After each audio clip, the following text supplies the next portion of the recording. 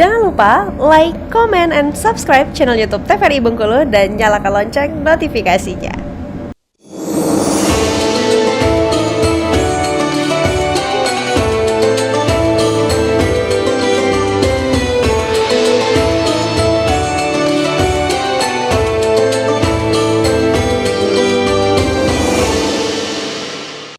Terima kasih pemirsa masih setia bersama kami di Mutiara Kolbu. Kita masih dengan tema yang sama, yakni bahaya sifat takabur dalam merusak amal ibadah. Masih juga bersama dengan Ustazah Yusnal Maeka dan ibu-ibu dari pengajian Salimah Sukamerindu. Mungkin kita masuk ke pertanyaan terakhir ya Bu ya. Boleh satu lagi Bu pertanyaan? Ya silakan Ibu. Bismillahirrahmanirrahim. Assalamualaikum warahmatullahi wabarakatuh. Perkenalkan, nama saya Teti Herlina. Mau tanya Ustazah, ya, sesuai dengan materi kita yaitu masalah kesombongan. Ya Ustazah, seperti kita tahui, sombong itu adalah milik Allah.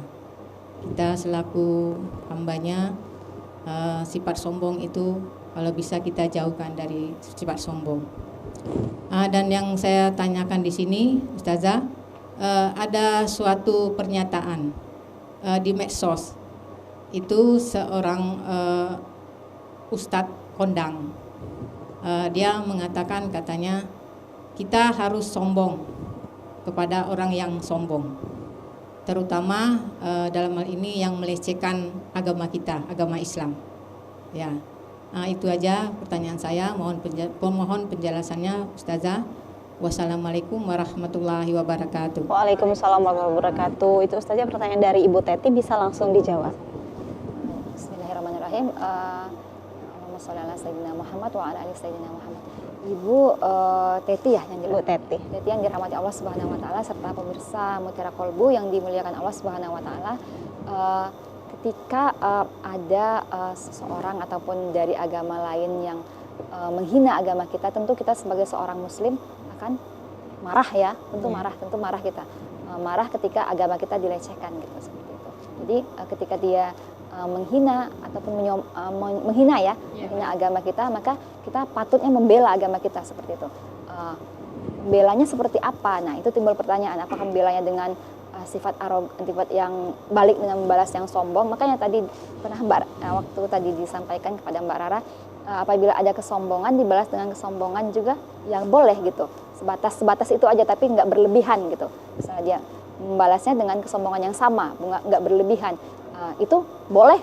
Apakah nggak boleh? Tentu sebatas ya boleh, mubah gitu, tapi alangkah baiknya kita membalasnya dengan hal yang lebih santun, lebih akhlak mulianya diperlihatkan seperti itu. Kenapa? Karena mungkin karena bisa jadi dengan akhlak yang baik, dengan akhlak yang santun itu orang yang menyombongkan diri tadi bisa tergugah hatinya gitu.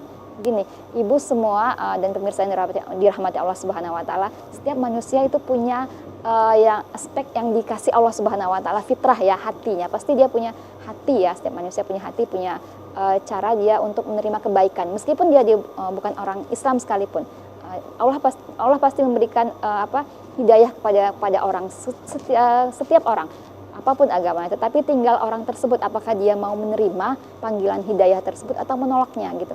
Alangkah baiknya ketika orang yang menyombongkan diri tadi kita balas dengan kebaikan yang lebih gitu. Tentu dia akan tergugah ataupun hatinya tersentuh gitu, akan menarik dia untuk mengetahui tentang Islam. Kan banyak itu ibu bisa kita lihat sekarang di Timur Tengah, saudara kita Palestina ya, bagaimana mereka terzolimi itu dari orang-orang Palestina, itu orang-orang Barat di luar sana itu belajar bahwasanya keteguhan imannya orang-orang Palestina, bagaimana mereka membalas, mereka tidak mencaci ataupun jarang saya dengar di medsos di beranda Instagram itu orang-orang Palestina yang melaknat orang-orang Yahudi, itu jarang. Mereka hanya menyebutkan hasbunallahu wa ni'mal wakil, la haula wala quwata illa billah. Jadi mereka tidak mencela keadaan, tapi mereka malah menambah kekuatan iman mereka sama Allah gitu. Jadi itulah yang menggugah orang-orang di luar kita, di luar Islam, semakin pengen tahu kok bisa ya orang Palestina sehancur itu, setegar itu bisa ketika mereka hancur, mereka masih bisa kuat, tidak mencela, tidak memaki-maki, tetapi yang keluar dari lisannya perkataan Allah Subhanahu wa taala, perkataan yang mulia seperti itu. Jadi alangkah baiknya kita balas dengan hal yang santun lagi ya. Baik, akhlak mulia kita sebagai seorang muslim. Kenapa? Karena Nabi Muhammad diutus untuk menyempurnakan akhlak. Tidak pernah Nabi membalas dengan hal yang buruk. Baik, terjawab Ibu Teti? Iya, terima kasih ya Bu ya.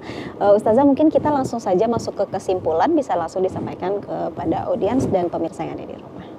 Baik, ibu-ibu, pengajian salimah yang dirahmati Allah serta serta pemirsa Mutiara Kolbu yang dikasihi Allah Subhanahu wa taala, sama-sama kita memahami kembali bahwasanya takabur ini adalah, atau sombong ini, penyakit hati ya, penyakit hati dan pangkal dari semua keburukan yang ada, pangkal dari akhlak tercela. Jadi nauzubillah, jika ada bibit-bibit takabur ini akan bisa berkaitan, akan bisa melahirkan penyakit buruk hati yang lain seperti benci, amarah, emosi, itu riya, akan muncul sifat-sifat tercela yang lain karena dia berkaitan seperti itu. Dan kita perlu pahami bahwasanya kejahatan atau dosa pertama yang dilakukan di alam semesta ini adalah karena kesombongan, dilakukan oleh iblis ya. Dosa pertama yang terjadi di muka bumi adalah karena kesombongan. Kesombongan kenapa? Ketika iblis diperintahkan oleh Allah Subhanahu wa taala untuk sujud kepada Adam alaihissalam, itu iblis dengan serta-merta menganggap qala ana khairum minhu gitu. Di Al-Qur'an disebutkan qala ana khairum minhu khalaqtani min naril wa khalaqtahu min tin gitu. Jadi kata iblis, aku lebih baik daripada Adam.